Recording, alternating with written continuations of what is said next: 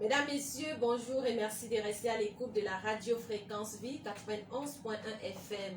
Témoignage et vie continue dans sa partie analyse et commentaire. Notons que témoignage et vie, c'est aussi la prière pour les autorités, la prédication et les témoignages. C'est connu de tous, du moins ceux qui sont fidèles à l'émission et même celles des brebis du Temple des Nations du ministère que nous sommes sur le séminaire de la réception de 7 types d'onction.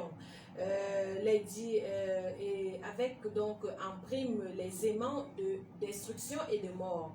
Les 10 aimants sont à même d'attirer un homme, une femme, un jeune, un enfant à vivre un certain nombre de cette émission. Nous en parlerons. Rappelons que nous préparons l'important culte de ce dimanche au Temple des Nations du ministère Va et Raconte International qui est situé en Van Tropicana derrière l'office du baccalauréat. Là-bas, les cultes se font de lundi à vendredi 16h-20h et le dimanche 8h-12h. Une équipe dynamique s'est mobilisée pour la production de cette émission. Prise de son Victorine Waidio, réalisation et mise en onde Jean Bienvenu Mani l'Impérial. En ce micro de présentation, je suis directrice. Avec moi dans ce studio, l'apôtre Angela Mani, à qui je dis bonjour. Bonjour Norévi, bonjour à nos fidèles auditeurs de la 91.1 en ce matin. Que Dieu de grâce nous accompagne dans cette émission et qu'il permette que nous puissions davantage éclairer son peuple. Francine Bell est notre caméra-woman de circonstance aujourd'hui. Nous disons que Témoignage et vie est une émission du Temple des Nations du ministère Va et Raconte International, lequel est situé en Van Tropicana, derrière l'office du baccalauréat. Pour une révélation, c'en est une, les aimants de destruction et de mort. Apôtre Angelin, pendant que nous parlons de la réception de ces types d'onction, selon le livre d'Ésaïe chapitre 11, du verset 2 au 25, l'Esprit de Dieu a inspiré les aimants de destruction. Qu'il faille d'abord que les hommes et les femmes soient déconnectés de ces aimants de destruction pour que la réception de cette onction soit véritablement efficace dans leur vie. C'est quoi un aimant de destruction? Vous savez, dans le monde auquel nous appartenons, je crois que les auditeurs ont déjà vu un aimant quelque part. Donc un aimant, c'est une matière qui a la capacité de capter tout ce qui est fer, tout ce qui est métallique. Tout ce qui est métallique, ça attire, ça appelle les choses. Il suffit que vous placiez l'aimant là où il y a un fer comme ceci, et le fer obéit en allant vers l'aimant. En allant vers l'aimant. Donc nous parlons ici des aimants qui appellent, qui attirent, n'est-ce pas? Ce sont des forces spirituelles, des forces mystiques, des forces métaphysiques, des forces diaboliques, des forces occultes. Ça, les aimants dont nous parlons ici spécifiquement, ce sont donc ces forces occultes-là qui appellent un individu, homme comme femme, ou même un enfant. Ça vous appelle, ça vous attire, ça vous capte, ça vous influence. C'est-à-dire que c'est comme une main invisible quelque part, c'est une force qui est comme une main invisible quelque part, qui vous attire à aller dans qui vous attire, n'est-ce pas, qui vous appelle, qui vous amène. C'est-à-dire que vous êtes comme téléguidé, vous êtes comme ébobie, vous êtes comme envoûté. Vous êtes envoûté en fait. Et voilà, vous êtes dans l'hypnose en fait. Vous êtes hypnotisé et vous-même vous ne contrôlez pas votre corps, votre esprit. Votre esprit a déjà été attiré. C'est l'aimant, cet aimant qui attire l'homme, la femme, l'enfant pour le détruire ou pour le tuer, n'est-ce pas? Il influence votre esprit. C'est donc d'ordre spirituel. C'est d'ordre spirituel. Non, c'est pas d'ordre. Non, c'est pas. On ne voit pas l'œil nu. Mais on est surpris que subitement, quelqu'un de physique, quelqu'un de matériel se lève et se met à accomplir, à se diriger vers un certain nombre de choses qui vont à la fin finir par le ruiner, par le détruire. Donc je dis, c'est une force mystique. C'est les manques dont je parle ici. C'est une force mystique, c'est une force sorcellerie, c'est une force métaphysique, c'est une force occulte, n'est-ce pas, qui attire quelqu'un, qui appelle quelqu'un, qui influence quelqu'un, qui vous amène, vous oriente vers la personne. C'est lui qui doit vous détruire. C'est-à-dire que vous croisez le chemin de quelqu'un qui peut venir comme un amant, comme un fiancé, comme une fiancée. n'est-ce pas? Comme un patron, vous proposez un travail, comme une opportunité d'élévation, de promotion, alors qu'en fait, c'est l'aimant là. L'aimant est à cet endroit, en cette personne, en ce lieu, parce que quand l'aimant vous attire, cette force métaphysique vous attire, c'est soit vers une personne, soit dans un lieu, soit dans un endroit, soit dans un instant. C'est-à-dire que ça passe au niveau du temps, à un instant donné où vous devez être détruit. Donc la destruction, quand l'aimant vous attire, va aller, ou la mort va aller soit vers une personne qui va exécuter ce projet de vous détruire ou de vous tuer. Ça va aller vers un lieu. Dans ce lieu-là, c'est là où ce plan-là sera exécuté de vous détruire ou de vous tuer. Ça peut être un lieu de travail, ça peut être un hôpital, ça peut être, vous voyez parfois quelqu'un va à l'hôpital. On l'opère et on oublie les ciseaux dans son ventre. On opère et on oublie toute une serviette dans le ventre. Une femme qui accouche, on la recoue, elle a accouché, elle s'est déchirée, on la coue et on oublie la serviette dans son ventre. Des trucs comme ça. Donc, le lieu peut être l'hôpital, le lieu peut être l'école, le lieu peut être la boutique. Et un mal peut vous arriver à la boutique parce que c'est le lieu où les manques vous attirent pour que vous puissiez subir ce qui a déjà été planifié dans le monde des ténèbres, dans le monde de la sorcellerie, dans le monde de l'occultisme, dans le monde de la magie, dans le monde du noir, n'est-ce pas? Donc, il y a le lieu, il y a l'endroit spécifique. Là où vous êtes placé, là où la chose vous arrive, c'est à cet endroit-là que l'aimant là est placé. Et ça vous a attiré de chez vous, ça vous a attiré de votre bien. Parfois, vous voyez quelqu'un qui vient dire à son mari ou à sa femme, ça fait longtemps que je n'ai pas vu mon père et ma mère au village. Il faut que j'aille un peu les voir le week-end. Le mari accepte ou la femme accepte. Et après, on l'appelle seulement que vraiment nous sommes ici à la clinique, c'est très mauvais. La vipère a mordu ta femme ou ton mari dans la nuit. Et là où vraiment on est là, c'est un état critique. Et après, on t'appelle encore pour te dire, tu es dans la voiture pour aller au secours de ta personne, parce qu'on t'a dit qu'elle a été mordue par la vipère. On t'appelle encore pour te dire vraiment, elle vient de rendre l'âme. Elle était bien portante, il était bien portant à la maison. C'est quoi l'idée d'aller voir son père, sa mère à l'instant là? C'est parce que il y a cet endroit-là où il fallait que ça se fasse, il y a cet instant-là où il fallait que ça se fasse. Il y a la chose même qui doit arriver. Il y a la chose même qui doit t'amener à la destruction, à la mort, n'est-ce pas? Donc l'aimant t'attire vers cette chose, l'aimant t'attire vers une situation qui va t'amener à être détruit, qui va t'amener à mourir. Donc l'aimant t'attire à une circonstance qui va te détruire, qui va ruiner ta vie, qui va ruiner ta carrière, qui va ruiner ton voyage, qui va ruiner ton mariage, qui va ruiner ta santé, qui va te tuer. C'est un peu ça l'aimant. Et voilà, vous avez commencé un peu à parler des agissements, mais je voudrais qu'on entre dans des exemples un peu plus concrets. Voilà, comment est-ce que cela se manifeste dans la vie d'un homme, dans la vie d'une femme, parce que vous parlez d'éléments de destruction et de mort. Voilà, comment est-ce que ça agit? Le Camerounais lambda qui est en train de nous écouter, comment est-ce qu'il va savoir qu'il est victime de cette chose mystique, de cette chose sorcellérique, ou alors que son voisin, ou alors son enfant, ou alors quelqu'un qu'il avait perdu est victime effectivement de cela. Donc vous voyez, quand l'aimant de la destruction et de la mort commence à vous attirer, vous êtes comme téléguidé. Comme on a dit tout à l'heure, vous êtes dans une hypnose. Parfois, les gens qui sont avec vous vous disent que la femme que tu as pris là, c'est une femme qui n'est pas bien. Tu te sépares de toute ta famille. On te dit la vérité. C'est-à-dire, l'aimant là t'attire sur cette femme. C'est cette femme qui a l'assommoir, qui va t'assommer, qui va te tuer. Parfois, c'est un homme. Comme nous avons vu par exemple, il y a cela 2 ou 3 jours, c'est un monsieur qui a poignardé sa fiancée, sa copine avec qui ils avaient fait 10 ans, avec un poignard jusqu'à ce que le poignard se tord. Mais c'est vraiment, les gens ont parlé, la fille a dit, parfois même quand on parle, elle porte encore, elle ne pas dire au gars qu'on dit que tu ne me mérites pas, que tu vas me tuer un jour, ainsi de suite et tout ça. Elle croit qu'elle est en train de faire à quelqu'un. Donc c'est comme ça les signaux de quelqu'un qui est attiré par l'aimant de destruction et de mort, n'est-ce pas? Il est comme téléguidé. Il va là où il ne peut même pas partir. Et il se retrouve en train de faire ce qu'il ne faisait pas. Tout le monde est surpris dans son entourage. Il ne boit pas souvent.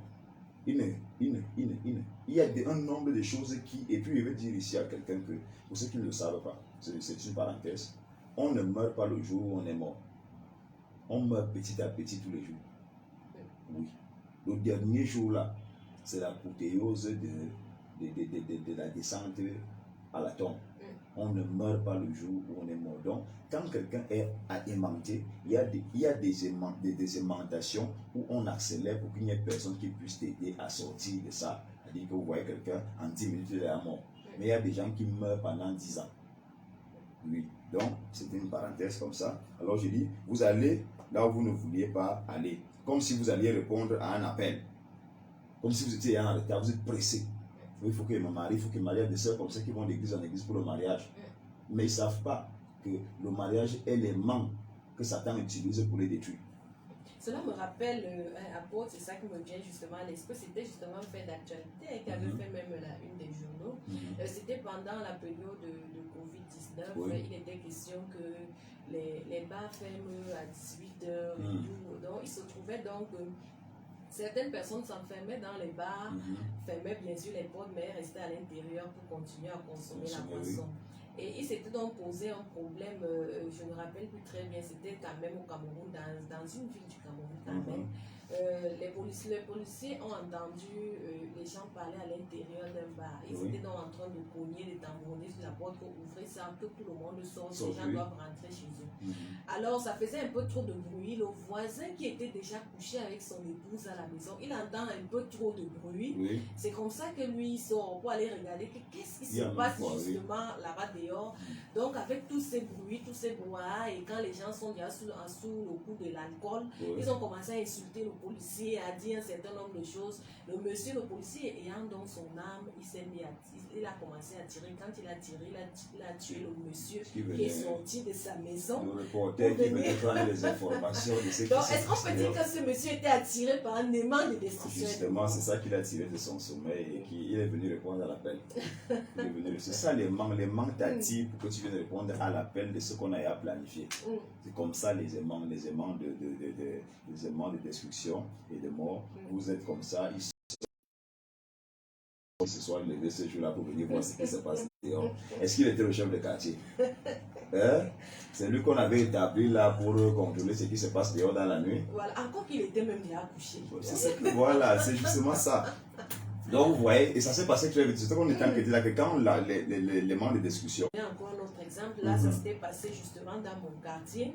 Alors il y a un garage juste au bord de la route. Il se trouvait qu'il y avait un embouteillage sur la route. Et puis un taximan et un personnel aussi étaient en train de discuter un peu la route. Donc ils étaient en train de discuter et puis le garagiste lui il voit que c'est le taximan qui a raison et que le monsieur, et c'était aussi un homme en tenue mais qui était habillé en civil, voilà, et que l'autre monsieur n'a pas raison de vouloir faire ce qui fait qu'il y avait eu un peu des égratignures et le monsieur a sorti l'arme. Au lieu de tirer sur le taximan, il a tiré sur le garagiste qui a reçu des balles dans les poumons. Il est allé, il a fait 2 jours à l'hôpital et il est décédé. Oui, c'est lui que ça a tiré. L'affaire, vous savez, il y a parfois des bagarres au quartier, que ceux qui ont carte UE, comme on dit vulgairement au quartier, quand vous voyez seulement que quand vous voulez les séparer, vous voyez quelqu'un qui vous dit n'est pas là-bas. Ce n'est pas une bagarre normale que tu es en train de voir là. Il y a des bagarres, même des faux problèmes que les gens commencent. Parce que les deux appartiennent au même cercle. Tu vas entrer dans ça, tu cales. C'est toi que ça a attiré, c'est toi les manques. Leur discussion a été une sorte de manque pour t'attirer, toi à te déplacer de là où tu es assis, toi ta chose pour aller mourir.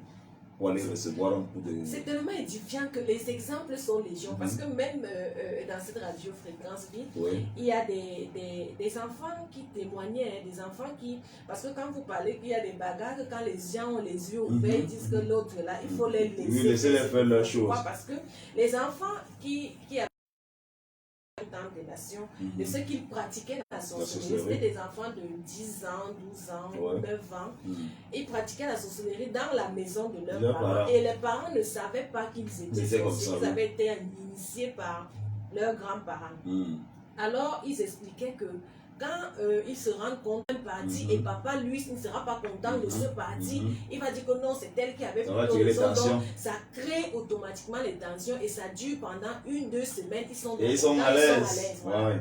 Donc, quand les gens sont mal à l'aise, c'est leur instant de célébration. Voilà. Donc, c'est un peu ça parce que vous voyez, par exemple, nous avons vécu des scènes du genre, tu n'as rien à payer à la boutique, mais tu montes quand même en route. On te demande, tu vas où? Donc j'arrive là et fais juste un tour à la boutique, là, et puis un camion t'écrase. On vient appeler la famille que venez rapidement, là-bas c'est mauvais, voilà Junior, voilà voilà tel qui est là-bas sous le camion. On demande la famille. Sous le camion, comment? Elle est mécanicien, il est mécanicien. On dit non, c'est même très grave. Quand vous arrivez, vous trouvez que le cerveau est éparpillé, le crâne a été écrasé. Elle a seulement dit, il fait un tour là en route. Ça l'a tiré déjà. Elle dit quand ça vous attire, tu peux quitter le salon, tout le monde est assis au salon. Tu quittes le salon pour aller aux toilettes pour rien. Tu n'as rien à faire là-bas. Et tu vas glisser sur les carreaux là-bas, tu glisses sur les carreaux, tu coins la tête, tu le tournes des toilettes, tu meurs, personne n'est au courant. On vient te trouver 1 heure après, tu as saigné, tout ça, tu es à mort. Quand ça t'appelle, quand les mains là t'attirent, tu te lèves, tu obéis à quelque chose qui va te détruire. Tu obéis à quelque chose qui va t'influencer. C'est donc comme ça que quelqu'un va dire, j'arrive juste là en route, et je fais un tour là au carrefour, et puis après on vient vous appeler que le camion ou le taxi là est écrasé, n'est-ce pas? Ou la moto a cassé son pied. Ah, même celui qui ne prend jamais la moto, le jour où les mains là t'attirent, tu prends la moto. Après, on entend seulement que c'est dans une école que tu as couru la tête et puis tu es mort. Vous avez fait un accident, un mauvais dépassement du motoman et puis tu es mort. Le motoman même est mort. Qu'est-ce qui s'est passé? Depuis quand tu prends la moto, trop tard. Le jour là, tu vas faire ce que tu ne fais pas souvent. Même si quelqu'un qui est souvent très fidèle, il ne trompe pas son mari, il ne trompe pas sa femme. Ce jour là, tu vas tomber sur une femme. Ou bien sur un homme qui va t'attirer, qui va t'aimanter puissamment au point où tu vas sortir ton verbe. Tu vas lui parler de tous les mots doux que tu connais. Ou bien elle va te parler de tous les mots doux qu'elle connaît. Tu vas te retrouver appâté. Tu vas faire ce qu'il ne fallait pas faire. Et puis après tu reviens soit avec un sida. Ou même ton mari ou ta femme vient vous trouver. Toi là, il y a une actualité actuellement qui fait le buzz. C'est un monsieur qui a trouvé sa femme en plein froissage avec sa voisine, avec son voisin. Donc, le monsieur arrive, il trouve sa femme en plein froissage avec son voisin. Et il n'a pas réfléchi, il a seulement couru au rail. C'est jeté au rail pendant que le train était en train de venir passer. Donc là, c'est quoi? C'est l'aimant de destruction. C'est lui que ça cherchait. Et c'est comme ça qu'en ce mois de novembre, l'aimant là avait été planifié. C'est-à-dire que le monde des ténèbres avait planifié qu'il devait mourir. Et l'aimant vient t'attirer pour t'amener mourir. Là, on a dit que tu devais mourir de la manière dont on a dit que tu devais mourir. C'est le travail de l'aimant. Il t'amène. Il t'a dit que c'est une force qui vient. C'est comme soldat dans le monde mystique. Ça vient t'attraper. Tu ne peux pas fuir, ça te localise, ça t'attrape et ça t'amène là où tu dois être détruit, ça t'arrive. Et c'est pour ça que les gens ont besoin des onctions, comme on parlait là, de 7 types d'onctions. Parce que ces 7 types d'onctions-là font en sorte que les mains n'agissent plus contre toi. Même si on met ça comment, même si on place ça comment, tu es enduit de la gloire de Dieu, de la présence de Dieu, de la puissance de Dieu, de la dimension surnaturelle qui était en Jésus. Parce que nous parlons ici de ces onctions qui sont des onctions mimchak, c'est-à-dire les onctions qui étaient dans le Messie. Alors c'est impossible que les mains puissent les capter. C'est impossible que les mains puissent t'attirer. Les mains ne peuvent pas réagir contre toi parce que les onctions là empêchent que les activités des onctions, des aimants de destruction et de mort. Il y a d'autres cas, par exemple, des bagarreurs font leur histoire et vous êtes seulement en train de passer. Le gars rate la latte à la personne avec qui il bagarrait, il te coule la latte sur la tête, tu tombes, tu meurs.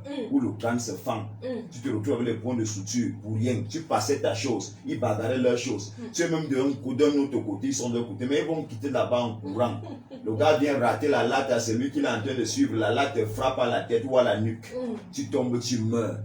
Hein? Ou bien il rate le poignard, il voulait le poignard, il rate le poignard, il te met ça au ventre. Tu passais toi ta chose, hein? Quand les aimants là, pourquoi ce n'est que là où tu allais passer? Pourquoi de tous les gens qui passent là, ce n'est que toi seul que le poignard là a trouvé? Pourquoi ce n'est que toi seul que la latte a trouvé? C'est comme ça que les aimants de destruction agissent, n'est-ce pas? Il y a un autre cas, par exemple, on tue au voleur et on vous confond au voleur, on vous brûle avec les roues. Il y a plusieurs gens qui sont morts comme ça. On le confond au voleur au quartier. Le voleur m'est venu passer en courant, il a même pris un virage, là il est parti. On dit, le voici, c'est lui, c'est elle, puis on t'attrape.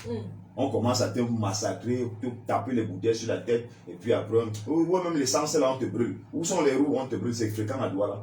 C'est fréquent à Douala, la justice populaire, on vient te tuer à la place de quelqu'un qui a brûlé. Non, tu passais là, Hein, il y a eu ce cas de vol-là pour que l'attention des gens soit attirée vers toi et les manques te fait passer net à cet endroit pour que ceux qui doivent te régler ton compte et t'amener à la mort viennent faire leur travail, n'est-ce pas? Donc, vous voyez par exemple, il y a une autre manifestation, on vous accuse d'une histoire que vous ne connaissez pas et finalement vous allez en prison.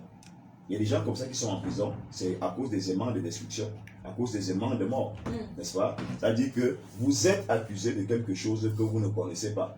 Le jour que la chose s'est produite, vous n'étiez même pas là. Mais on dit que c'est vous. On vous accuse, on insiste, on montre même des preuves. Vous-même, vous êtes surpris qu'on présente des preuves sur vous, des choses que vous ne connaissez pas. Et à la fin, vous faites la prison. Il y a d'autres, par exemple, on signale un problème contre vous au travail. Dans votre lieu de service, on fait peser une charge sur vous que vous ne connaissez pas. Et on vous licencie abusivement après plus de 20 ans de service sans vous payer le moindre droit. Là, c'est le manque de la destruction. Parce que vous avez travaillé 20 ans, vous sortiez tous les jours, vous êtes habitué et tout ça. Vous avez un salaire, vous avez une famille, peut-être même vous avez un rythme de vie très élevé, où vous payez peut-être un loyer de 100 000. Les enfants sont dans les grandes écoles, l'école américaine, l'école anglaise, l'école espagnole et tout ça. Vous avez une grande vie, vous avez des grandes voitures que seulement quand on met la clé comme ça bouffe au moins 50 000 francs de carburant. Vous vous retrouvez comme ça à la rue. Vous imaginez quand le pauvre devient très riche. S'il n'a pas la maîtrise, il se livre à la folie des grandeurs, n'est-ce pas? Imaginez quand maintenant le riche devient pauvre. S'il n'a pas la maîtrise, il devient fou. Ou il meurt. Donc c'est ça la destruction dont on parle ici. Vous voyez quelqu'un qui a un certain rythme de vie. Madame aussi a un certain rythme de vie, n'est-ce pas? Quand on vous licencie comme ça, mais on vous a eu. Parce que votre dame à la maison, si elle n'a pas cru et qu'elle est crue, elle va vous manquer de respect, va vous insulter, parce que vous ne pouvez plus payer ce que vous payez avant. Pire encore, il y a certaines femmes mal élevées que si elle a même un peu d'argent et qu'elle, c'est maintenant elle qui paye le loyer, c'est maintenant elle qui soutient la maison, la nourriture et tout, mais monsieur, vous devenez la femme. Il reste seulement des peu comme ça, et elle va vous demander de faire des choses que vous ne pouvez même pas imaginer, n'est-ce pas? Il y a une autre manifestation dont on parlait, par exemple, vous êtes assis à composer un concours ou un examen, et on vous accuse de tricherie subitement. Monsieur, levez-vous. Madame, levez-vous. Venez ici. On vous fouille, on vous fouille, on vous fouille. Où est la cartouche là? Quelle cartouche? Vous aviez une cartouche en main tout à l'heure. C'est ça les manques. Ça t'attire de ces choses que tu ne peux pas imaginer. Ça t'attire vers des choses que tu ne peux pas comprendre. Tu es venu faire ton concours, tu es venu faire ton examen. Mais là, subitement, on te dit que tu avais une cartouche entre les mains. Tu n'as pas de cartouche, tu n'as même pas encore regardé à gauche ou à droite depuis que tu es assis là pour composer. Mais le surveillant dit que lui t'a vu avec une cartouche. Hein? Les mains fait venir une cartouche dans le monde spirituel. Pose ça devant toi. Toi, tu ne vois pas, mais le surveillant voit. Et après, il t'accuse de ça et on te colle 3 ans. Il y a beaucoup d'enfants comme ça qui ont été collés au bac au probatoire, au BPC, alors qu'ils n'avaient pas triché. D'autres même ont été chassés carrément et conduits des concours de gendarmerie, police et consorts parce qu'on les accuse de tricher. Le CUS, l'école normale et tout, on te met dehors alors que tu n'as pas triché. Et c'était ton concours que tu devais avoir. Mais on te met dehors que tu as triché, on te colle par exemple, n'est-ce pas?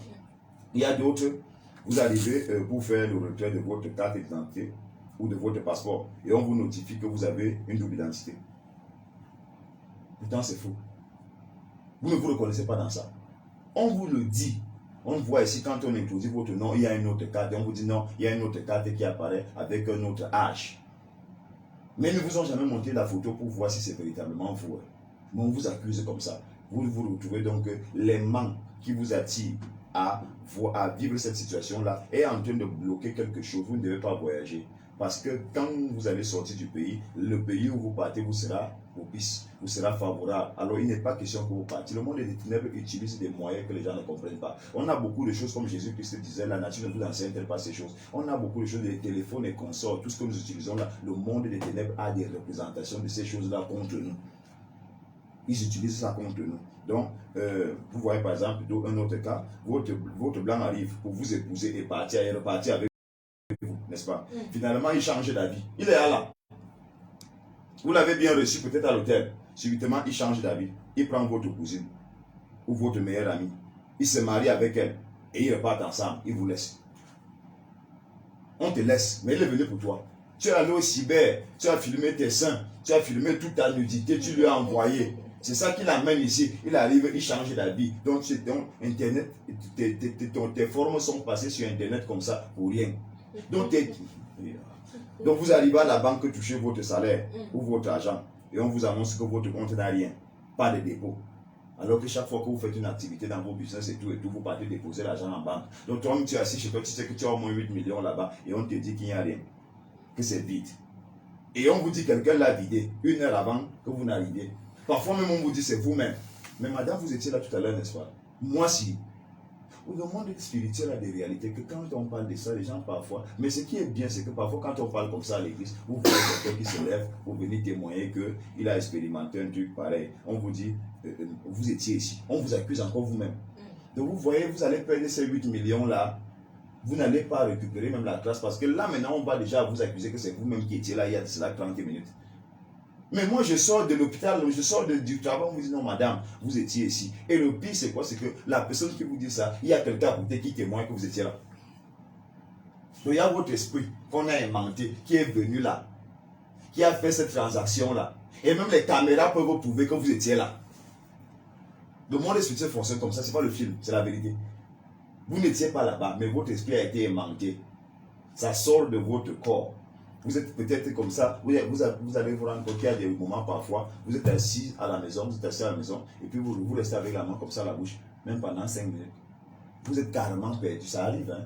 Il y a des gens qui tu cales comme ça, peut-être tu commences à regarder l'ordinateur ou le micro comme ça, tu cales dessus même pendant 5 minutes. À cet instant-là, tu es absorbé, tu es attiré. Et on peut te pousser à faire quelque chose quelque part, où on va t'accuser dans quelques minutes alors que tu n'étais pas là-bas, mais ton esprit a été aimanté. Ton esprit a été aimanté, ça fait ce que ça va faire et ça revient à toi. Quand tu viens maintenant, comme par exemple dans ce cas, récupérer ton argent, tu dis, madame, vous étiez ici il y a cela 30 minutes. Monsieur, vous étiez ici il y a cela 30 minutes. Moi, je n'ai pas été ici. Quelqu'un témoigne que, mais madame, c'est moi qui suis allé faire la photocopie de tel document pour venir vous donner à signer là. Alors, il faut que les gens comprennent que il faut qu'ils rencontrent l'onction de Dieu pour qu'ils puissent être épargnés parce qu'il y a des choses terribles qui se font, n'est-ce pas? Il y a un autre cas, par exemple, vous laissez votre téléphone et votre porte-monnaie sur un comptoir de boutique et vous partez. Quelqu'un d'autre vient récupérer. Dedans, il y a vos cartes bancaires. Dedans, il y a votre téléphone iPhone. Dedans, il y a votre carte d'identité. Dedans, il y a votre tout et tout ça se perd. En quelques minutes, vous avez tout perdu. Il faut maintenant tout recommencer à zéro. Ce sont les aimants. Quand ça va te détruire, ça fait exprès. Ça attire ton esprit à autre chose. Tu laisses ton porte-monnaie là et il y a tout dedans. Ça te téléguide. Donc il faut que les gens fuient vraiment cette affaire des manques et de destruction et de mort. Parce que ça t'attire, ça t'influence, tu te retrouves, tu commences une chose ici. Parfois il y a d'autres qui ont commencé à construire la maison à Douala. À un moment donné, les manques le tirent à Yaoundé. Il porte ces choses comme ça un matin, il vient à Yaoundé, il laisse le chantier. Il abandonne tout là-bas. Pour revenir recommencer un autre chantier ici. Vous vous rendez compte que quand on regarde sa vie, il fait les demi travaux partout, demi travaux partout. Il a le chantier ici, chantier là-bas, chantier. Toute sa vie en chantier n'a jamais commencé, une chose est finie. Pourquoi? Parce qu'il y a un aimant qui te téléguide, qui t'attire, qui te capte. Quand tu veux faire quelque chose qui va prospérer, tac, il t'enlève, il te met. Il y a même d'autres personnes dans un travail, il est bien. Il n'a aucun problème, un jour comme ça, il fait la lettre de démission, il vient déposer. Le patron me met dépassé, tu vas où? Il y a quoi? Non, patron, moi j'ai vraiment décidé que je pars d'abord réfléchir à la maison. Il y a des femmes comme ça. Son mari rentre comme ça, il ne sait pas qu'il avait un problème avec elle. Et chérie, tu vois, comme tu vois, il faut vraiment qu'on mette une pause. Les hommes aussi font ça. Donc, l'aimant là t'attire à poser des actes qui vont t'amener à la ruine, à la destruction. Oh, mon salaire est petit, moi je ne veux plus y rester ici. Et tu rêves, il te fait rêver, il aimante ton esprit, il captive ton esprit par un rêve. Non, si je pars maintenant déposer mon travail, comme je suis journaliste là, si je n'ai pas déposé mon dossier à Canal 2, on va me prendre. Qui t'a dit qu'on va te prendre? Là où tu es là, tu es déjà bien. Maintenant, tu vas là à Canal 2, qui t'a dit qu'on va te prendre là-bas? Non, moi, je ne suis pas là-bas déposer. Et avant même d'aller déposer le dossier pour qu'on te prenne d'abord, tu dis au revoir et tout. Toi, tu abandonnes. Tu pars déposer le dossier à Canal 2, tu es d'abord à la maison, au quartier, tu as abandonné le travail. Après, maintenant, Canal 2 ne te prend pas. Tu fais comment? On voit une ancienne journaliste ou bien un grand journaliste qui marche donc maintenant avec les sans confiance là dans les rues comme un clochard. Les manques t'ont attiré. Les manques t'ont attiré pour te faire quelque chose de mal, n'est-ce pas? Vous êtes stoppé, par exemple, en route par des voyous qui vous disent que vous avez traversé le remède et qu'il faut rapidement vous faire quitter. Sinon, dans quelques minutes, vous allez mourir. Il y a des gens comme ça, il y a des gars qui font ça là, ils te tapent. Madame, vous avez traversé le remède. Monsieur, vous avez traversé le remède. Et maintenant, qu'est-ce que vous faites? Vous allez voir que quelqu'un va rentrer chez lui rapidement, vendre tous ses biens pour venir leur donner de l'argent. Il y a des gens qui le font. Et après, qu'est-ce qu'il fait? Il prend peut-être seulement les clashs, il clash sur ta main, il dit, il faut comme ça, il dit, c'est bon, tu es libéré. C'est quand vous vous séparez, ils sont déjà partis, que tu te rends compte que tu viens de te faire plumer. Parfois, c'est l'argent de la réunion, des gens, tu allais prendre, tu es venu donner. Parfois, c'est un argent que ton mari t'a donné. Donc, en plus d'avoir donné son argent, le mariage va se gâter à cause des gens. Ce sont des aimants. Les gars attirent l'attention, ils te captivent, ils t'hypnotisent. Au point où ils te disent tout ça, tu as traversé le remède, tu vas bientôt mourir. Tu ne raisonnes pas. Quelqu'un qui a l'esprit attiré par un aimant ne raisonne pas. Il ne raisonne pas, il ne contrôle pas sa tête, il ne contrôle pas sa vie, il fait seulement des choses comme ça, comme un fou, n'est-ce pas? Par exemple, il y a un autre cas, dans le cas de l'église, on vous parle de sacrifice à l'église. Mais ce n'est pas votre problème. Mais bizarrement, vous payez des costumes, des robes, des chaussures, des meubles, des gadgets, ton téléphone, tablette, ordinateur, laptop et tout ça. Et vous, très cher, n'est-ce pas? À un gigolo. Vous êtes une femme à l'église. Et des femmes à l'église, là, quand on leur parle de sacrifice pour le Seigneur par rapport à leur propre vie, elle ne fait rien. Mais elle est capable de payer un costume 180 000, des chaussures de 100 000 à un gigolo. Qui la trompe encore avec sa propre fille. Hein? Ou bien alors, à une panthère. D'ailleurs, vous voyez un papa là, quand on parle de sacrifice à l'église, de dîmes, d'offrandes et de tout ça, il est là, il joue les dangereux comme s'il était trop sage. Mais il y a une panthère quelque part, une jeune fille de 18 ans, 20 ans, qui le plume dehors. Là-bas, il paye les sacrifices en millions. Il paye les sacrifices en millions chez une jeune fille. Mais chez Dieu, il est chiche. Mais ça, c'est un manque de destruction. Parce que la multiplication ne va pas venir dans ta vie. Et la fin, c'est que cette fille-là va finir par te décevoir avec ton propre fils. Oui, ton propre fils. Elle va finir par... C'est quand elle va t'annoncer qu'elle est enceinte. Tu demandes, enceinte, comment tu te fâches d'abord, tu ne sais pas que le pire arrive. Tu dis, je suis enceinte avec de ton fils parce que tu vois, toi, tu es vieux. Et moi, je veux le sang qui est encore frais. C'est tout ça. Tu ignorais que j'étais vieux, tu as pris mon argent, tu m'as dit, papa, est-ce que c'est moi qui te demande de ne pas faire le sacrifice à l'église? Parce que c'est comme ça que Dieu réagit dans la vie des gens qui banalisent le donner dans l'œuvre de Dieu. Donc, nous parlons ici, il faut que les uns et les autres désirent l'onction de Dieu afin qu'ils puissent être affranchis de ces aimants, pour que ces aimants n'agissent plus dans leur vie. Parce que quelqu'un qui n'a pas ces onction agissant en lui, il fonctionne avec son ego.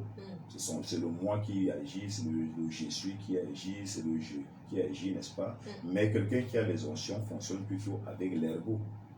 Il y a une différence. L'ego, c'est la chair et elle est manipulable par, c'est le matériel de la chair, elle est manipulable par les mains, n'est-ce pas? Au mystique, sorcellerie, n'est-ce pas? Mais quand on fonctionne avec l'ergo, n'est-ce pas?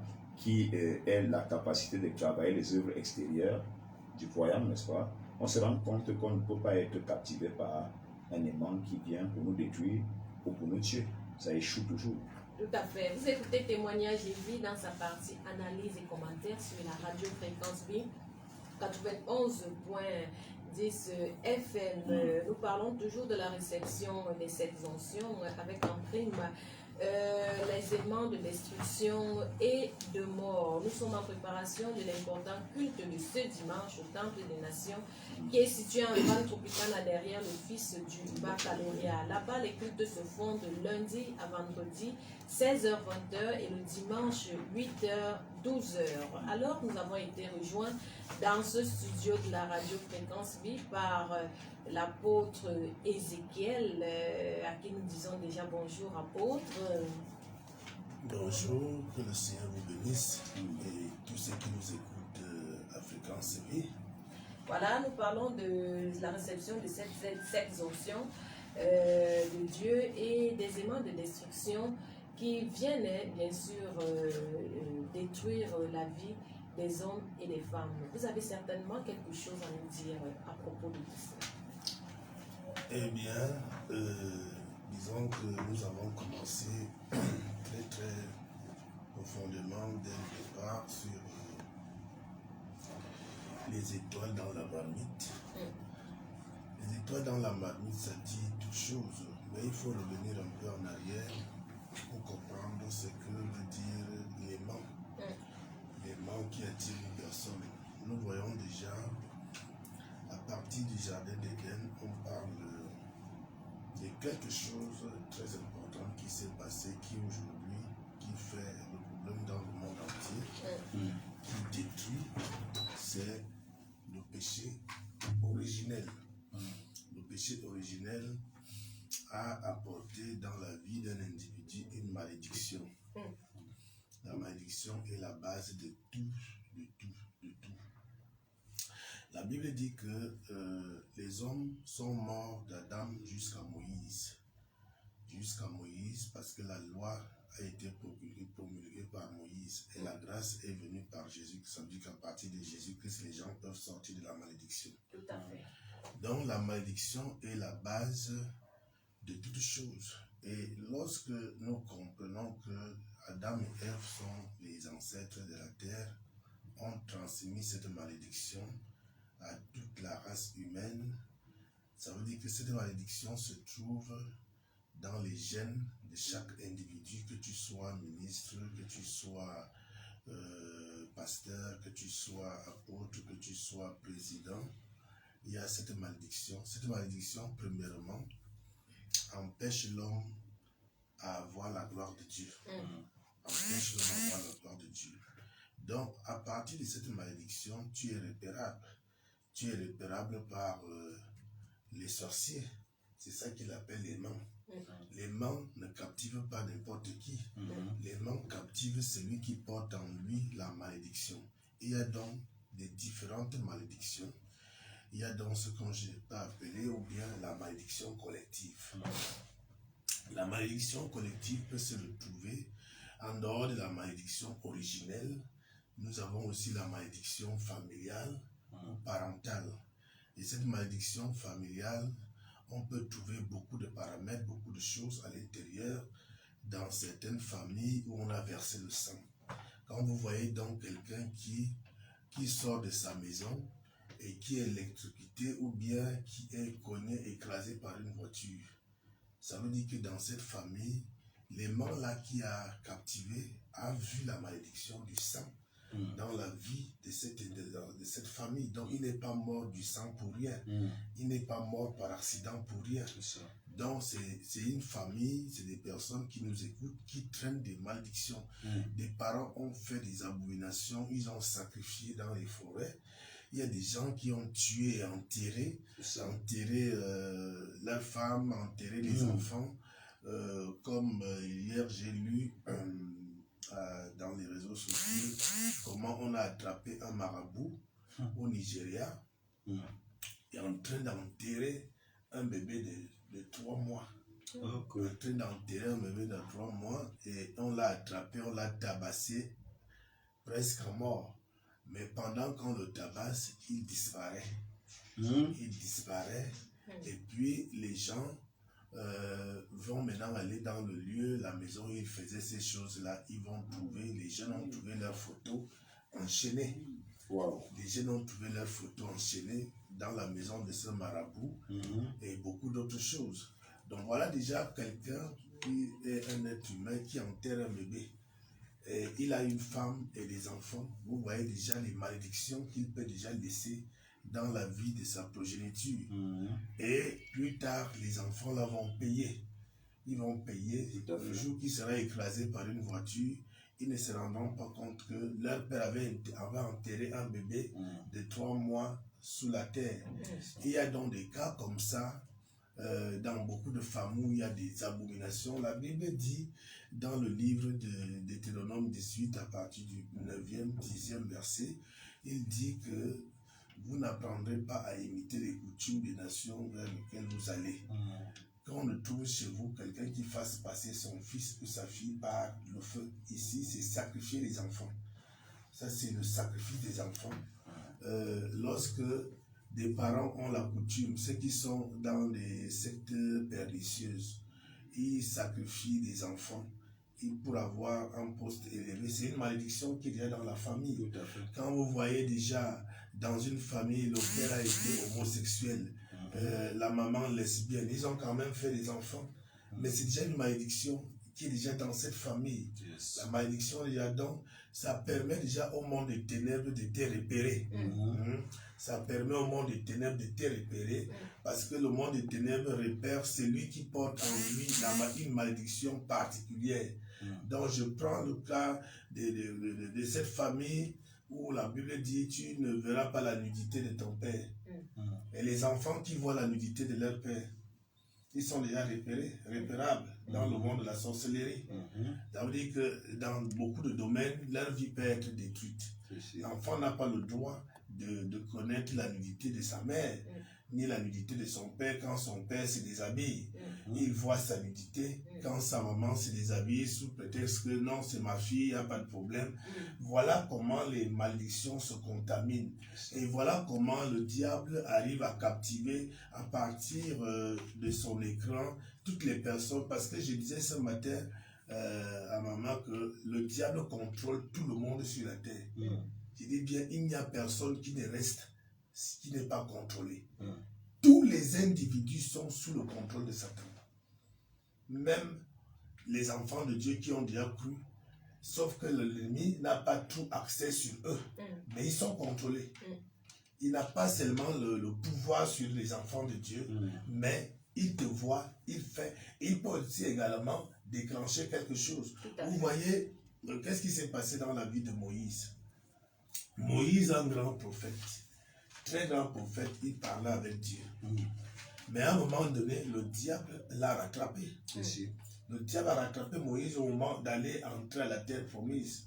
Il a vu la terre promise de loin, mais il n'a pas pu accéder. Pourquoi? Parce que Moïse avait en lui les gènes de malédiction. Il avait la malédiction, il était de la famille de Lévi. Lévi, si nous comprenons, qu'est-ce que Lévi a fait? Lévi était un sanguinaire. Lévi a tué les gens avec sa colère.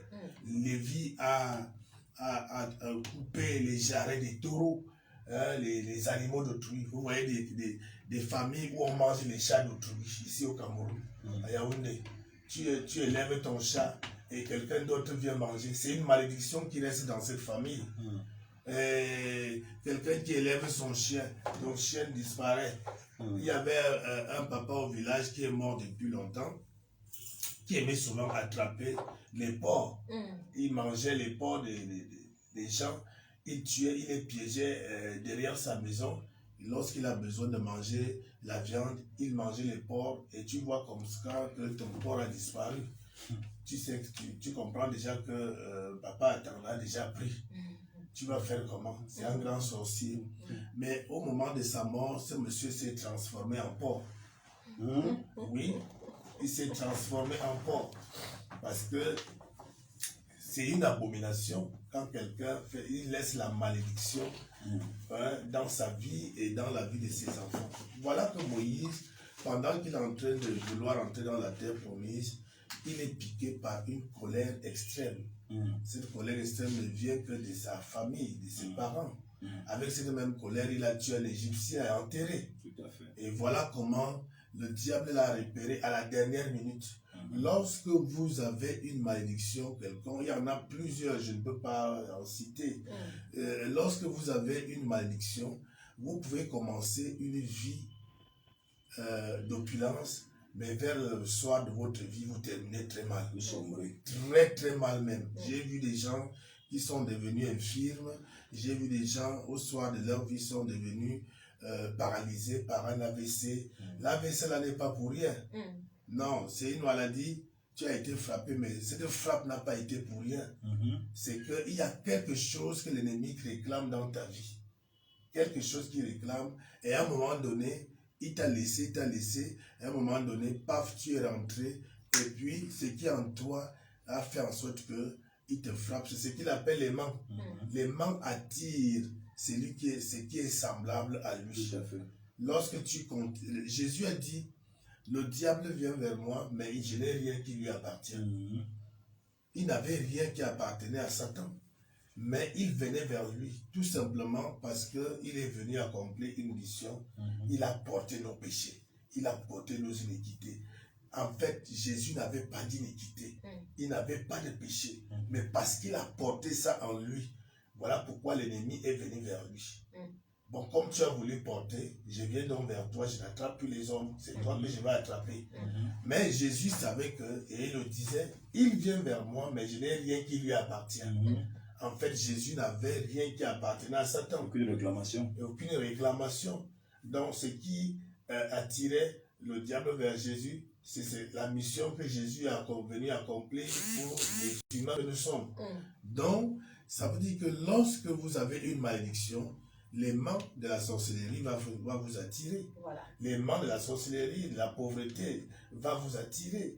Vous allez voir que là, une malédiction, quand vous êtes né dans une malédiction, dans ce genre de famille, on peut même te mettre dans une fonction, mais quelques temps après, tu sautes.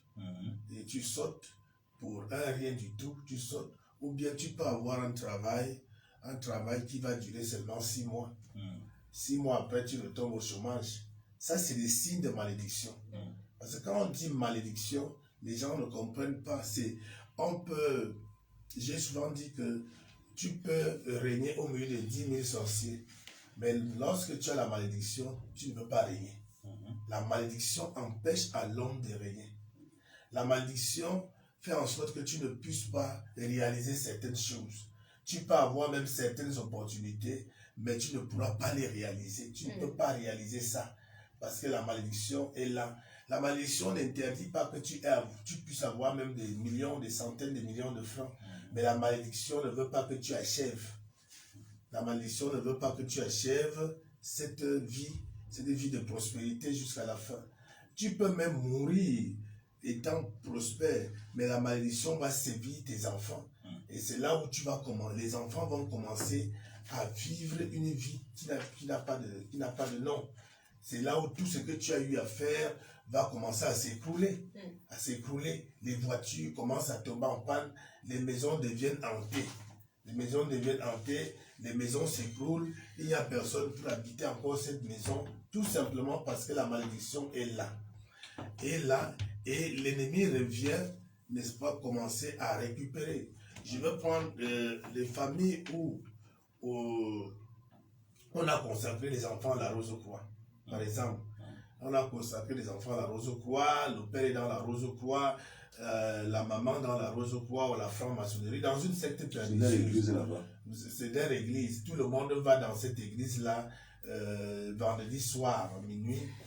Oui, ils vont dans cette église. Le week-end, ils mangent les excréments, et ainsi de suite. Et ils font des choses abominables. Bien, ces enfants déjà d'office sont déjà consacrés dans l'autel de Satan. Dans l'autel de Satan.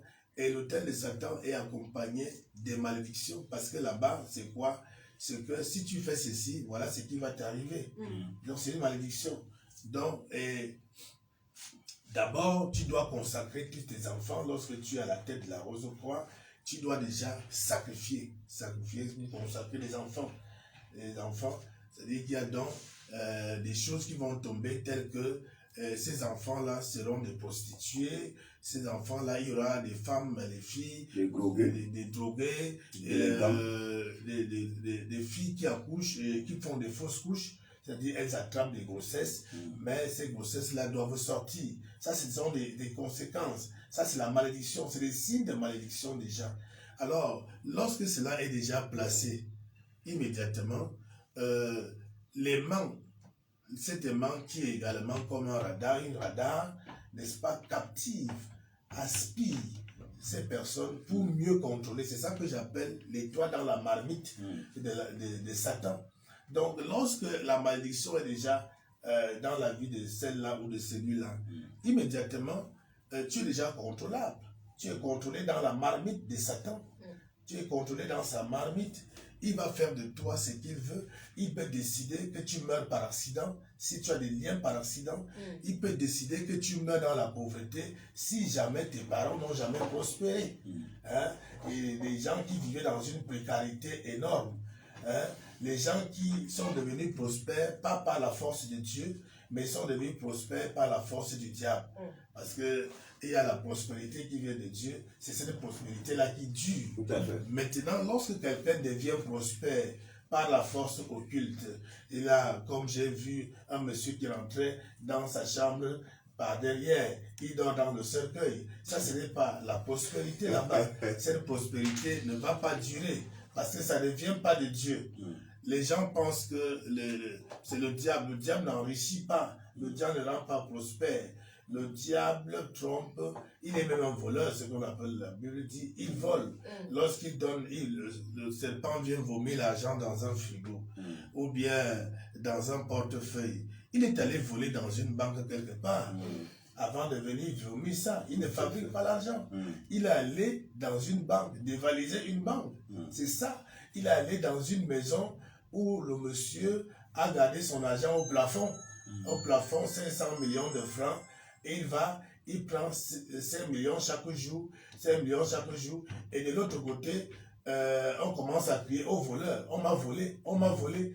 Mais c'est l'esprit là que ce monsieur-là envoie qui vient voler l'argent pour aller donner à son maître. Donc il y a ça. Donc ça, c'est des signes. Lorsque la personne va mourir demain, cet argent-là va aussi s'écrouler. Toutes les richesses-là vont s'écrouler. Ça veut dire que ce n'est pas durable. Et le temps viendra maintenant où le diable va commencer à réclamer. Son aimant commence donc à tirer un enfant par un enfant par un enfant par un, et finalement toutes les maisons deviennent abandonnées. Il y a des immeubles ici dehors. Ces immeubles sont abandonnés. Il n'y a personne. Ce sont les Nangambogo qui habitent à l'intérieur. Ce sont des animaux qui habitent à l'intérieur. Le monsieur qui a même commencé à construire, il n'a pas pu achever. Il n'a pas achevé ça. Tout ça, c'est des signes de malédiction. Il faut connaître donc les origines pour qu'on ne soit pas rattrapé demain.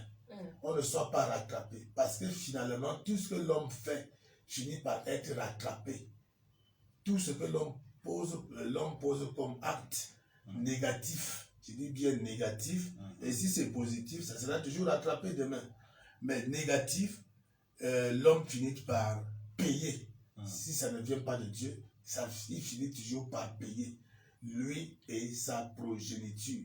Vous voyez, la Bible dit que il punit la faute du père au fils de la première à la 4e génération. Tout à fait. Ça, c'est l'hérédité de la malédiction.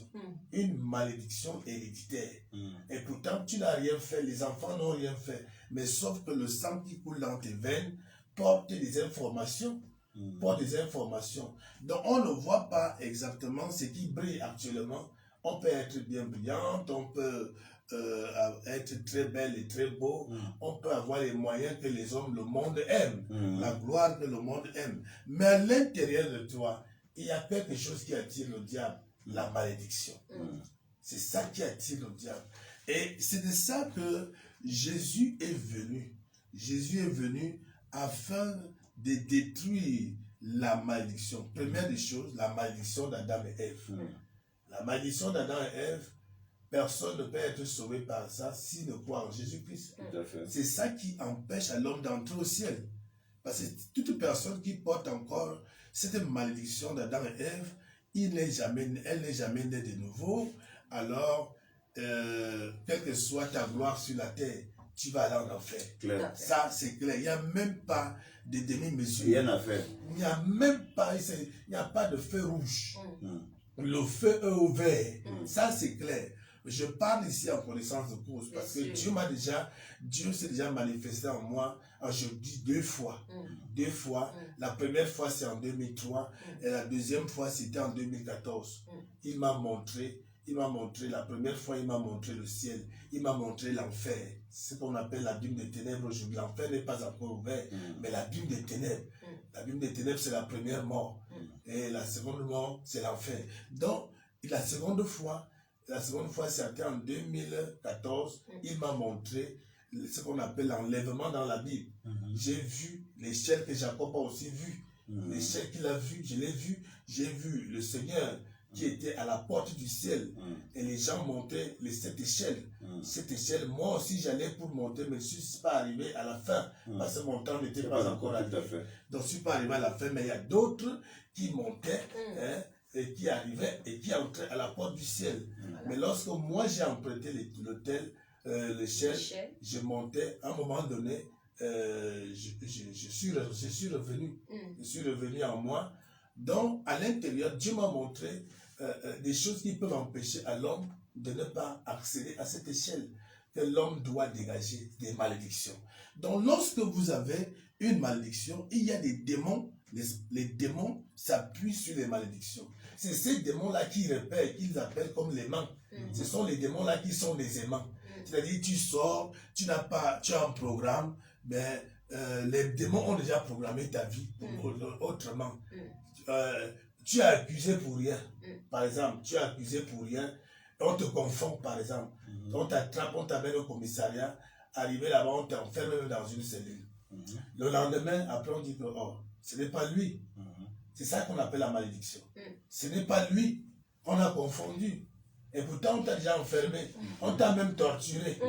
Mais le lendemain, quand il va falloir vérifier l'identité, ce n'est pas lui. On te libère quand même, mais tu as déjà subi. Tout à fait. Tu as déjà subi. Donc, il y a des choses comme ça.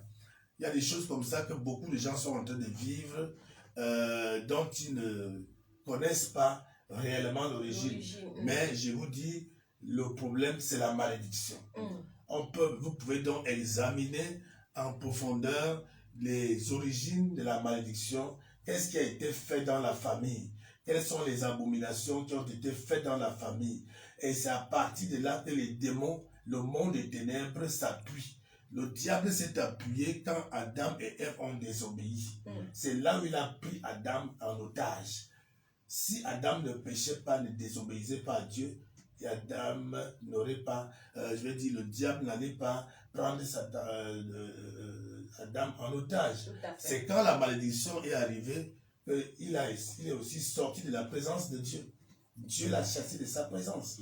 Donc, c'est ça, lorsque la personne n'est plus dans la présence de Dieu, il est donc repérable dans le monde spirituel.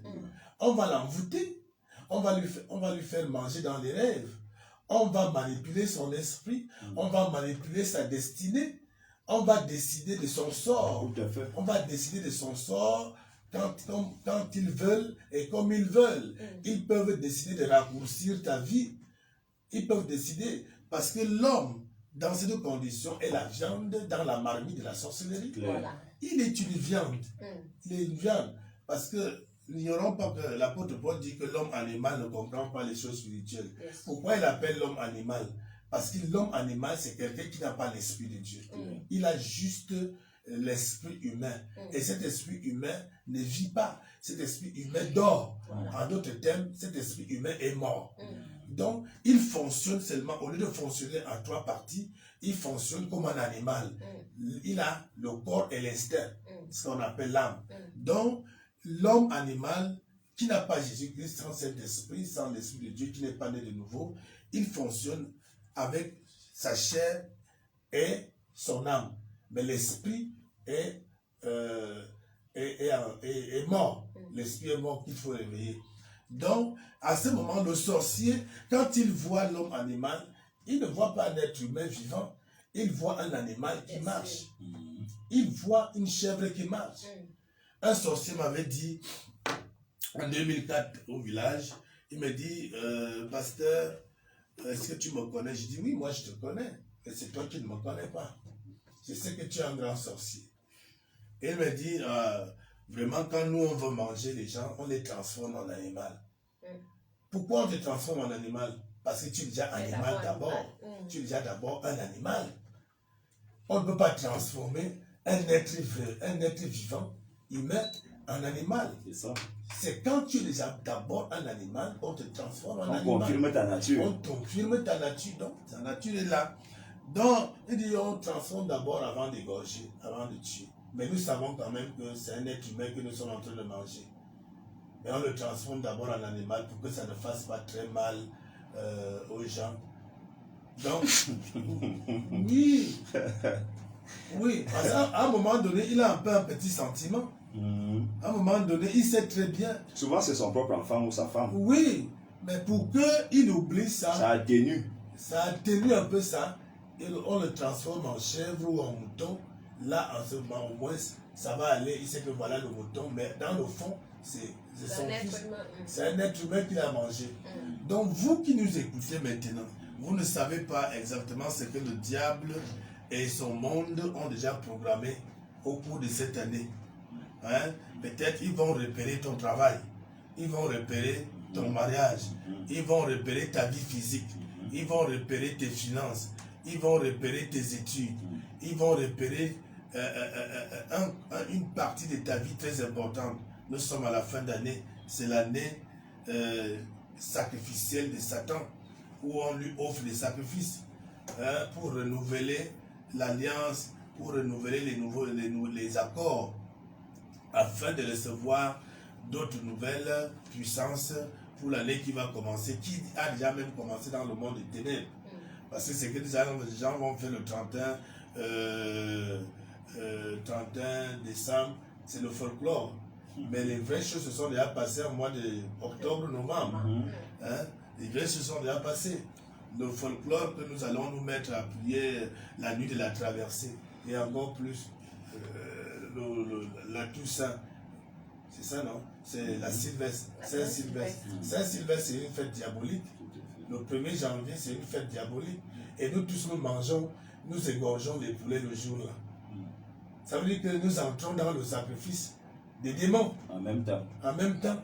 Donc, il faut aller en profondeur. Nous venons de traverser l'année et on remet encore nos étoiles dans la marmite du diable. On remet encore nos étoiles dans la marmite du diable. Il y a beaucoup qui vont passer la nuit dans les bars. Ils remettent encore leurs étoiles dans la marmite de Satan, dans la marmite de sorcellerie. Donc, voilà ce qu'on peut considérer comme l'aimant agit là où se trouve la malédiction. C'est là où se trouve la chose. Et nous avons donc besoin de cette onction, de recevoir c'est cette type d'onction pour véritablement détruire cet effet des aimants sataniques. Oui, l'onction c'est quoi? C'est la capacité que Dieu donne. Mais avant d'avoir cette capacité, il y a d'abord le préalable. Quelqu'un qui nous écoute, il est païen, il est animiste et tout ça. Tout le monde aime l'onction. Mais il faut savoir que l'onction a des choses. Soit ça te détruit, soit ça te construit. Voilà pourquoi on ne donnait pas l'onction à tout le monde. Et Jésus dit à la femme, cette femme qui disait qu'elle doit aussi manger la nourriture qui tombe de la table. Comme syro-phénicienne éthiopienne. Voilà. Et Jésus lui dit, on ne donne pas les choses saintes aux chiens. L'onction, c'est la chose sainte. Parce qu'il faut d'abord connaître la valeur de l'onction avant de la recevoir. Qu'est-ce que l'onction vient accomplir dans ta vie? Comment est-ce que je dois la protéger? On protège l'onction. Comment je dois la garder? On protège, on garde l'onction. Est-ce que je dois la considérer? Est-ce que je peux avoir l'onction aujourd'hui, demain je me retrouve dans un bar? Est-ce que je peux recevoir l'onction aujourd'hui, demain je me trouve en train d'être ridiculisé quelque part? Donc, lorsqu'on reçoit l'onction, il faut comprendre la dimension même de la chose que tu vas recevoir. C'est un récipient, c'est quelque chose qu'on ne donne pas à tout le monde. Il faut que les gens comprennent. C'est la responsabilité. C'est une responsabilité. Et lorsque quelqu'un reçoit cette affaire, il doit déjà comprendre qu'il n'est plus la même personne. Il n'est plus la même personne. Premièrement, est-ce que cette personne, pour recevoir l'onction, il faut d'abord avoir le Saint-Esprit. Et avoir le Saint-Esprit, c'est croire en Jésus-Christ. Croire en Jésus-Christ ne veut pas dire croire d'une manière professionnelle, intellectuelle. Non, c'est un engagement que quelqu'un prend. Tout à fait. Un engagement profond. Et il doit évaluer, il doit s'asseoir, s'il peut aller plus loin, s'il va aller jusqu'au bout. Il y a des gens qui ont cru en Jésus-Christ pour un temps. Ils n'ont pas compris que c'est une affaire de vie. C'est une affaire de consécration. Ils croient en Jésus-Christ. Mais il est resté dans la foi intellectuelle. Pour l'important donc de ce dimanche, les hommes et les femmes sont bien sûr attendus pour que toutes ces choses, tout ce qui a été dit, tout ce qui a été dévoilé aujourd'hui puisse être des parties bien sûr de leur vie et qu'ils puissent recevoir ces types d'onction, que ce soit l'onction de la sagesse, l'onction de l'intelligence, l'onction de la connaissance, l'onction de la crainte de Dieu, l'onction du conseil et de la défense, Vous n'étiez pas là dans la semaine, le dimanche, vous allez bien sûr recevoir Dieu. Considère également les ouvriers de la dernière heure. Apôtre Angelin, déjà il faut dire à ceux qui sont en train de nous écouter qu'il y a la réception à partir de 10h aujourd'hui. Oui. Donc au sortir de cette émission, c'est direct dans les nations du ministère Vaille-Raconte International qui est situé en Val Tropicana derrière l'office du baccalauréat pour que l'homme de Dieu puisse bien sûr vous recevoir. Permettez que je puisse poser la question de savoir pourquoi cette réception.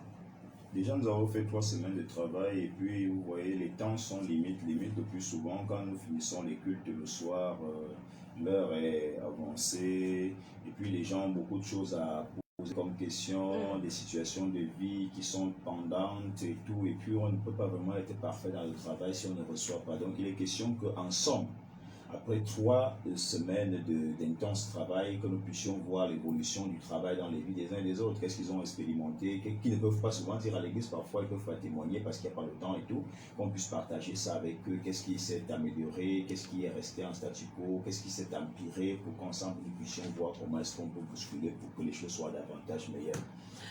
Témoignage et vie de ce jour, stop et fin. Rendez-vous est pris pour demain, pour lundi, oui, demain, voilà. Pour une prochaine édition de témoignages et vie. Une grande équipe s'est mobilisée. Jean-Bienvenu Mani, Laurette Vie, l'apôtre Angelin Mani, l'apôtre Ézéchiel Francine Bell étaient à votre service aujourd'hui. Nous vous exhortons à faire le grand déplacement pour le Temple des Nations ce dimanche à partir de 8h, voilà, pour recevoir une fois de plus les choses qui viennent tout droit du trône de la grâce. Et ce sont des choses salutaires pour votre vie, des choses vitales, voilà, puisqu'il est important pour un homme ou pour une femme que lorsqu'il finit son pèlerinage sur la terre, qu'il puisse aller se reposer, bien sûr, au ciel, comme on le dit. Alors, nous vous disons merci d'avoir écouté cette émission. Au revoir. Amen.